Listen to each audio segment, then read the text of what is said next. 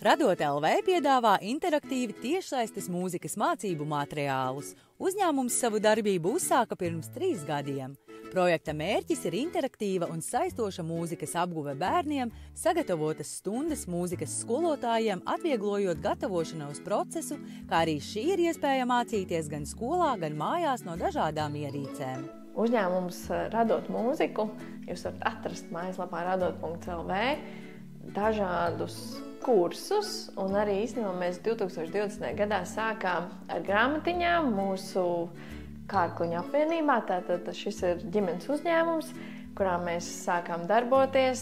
Un, pirmais produkts bija mūzikas grāmatiņas un tālāk jau interaktīvi ar kursu, lai tiešām ik viens spētu radīt mūziku, jo mēs sapratām, ka to spējam praktiski, jo mēs ar vīru spēlējam dažādus mūzikas instrumentus, un es esmu kā mūzikas pedagogs bijis 10 gadus, un sapratām, ka ir vērts ieguldīt tieši bērnu izglītībā, jo mūsdienās tehnoloģijas iet tik ātri uz priekšu, un bērniem vajag saistošas, interesantas nodarbības, un arī, lai viņi ar mājās var mācīties, un tiešām ar mūziku, ar prieku atvērt to sirdi radošām idejām. Radot LV mācību materiālus izmanto skolas un privātpersonas. Skolas iegādājas mūzikas skolotājiem un skolēniem, savukārt privātpersonas ir skolotāji, vecāki un jebkurš cits interesents, kurš vēlas apgūt mūziku. Mēs esam izveidojuši digitālās klavieres, tāds komponists, kurā ir vairāk kā 100 tautas dziesmas, digitalizētas, kur bērns var pats radīt savu mūziku, mācīties, veikt uzdevumus, mācīties teoriju par dažādām gammām, ar notīm un līniju kopām.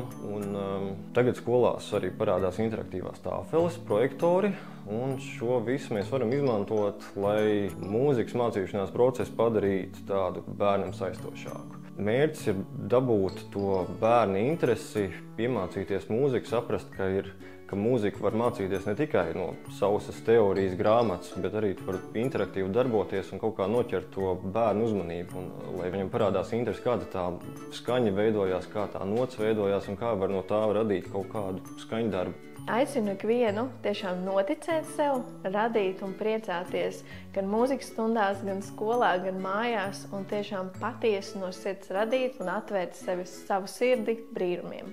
Radot LV apgūsti mūziku radoši.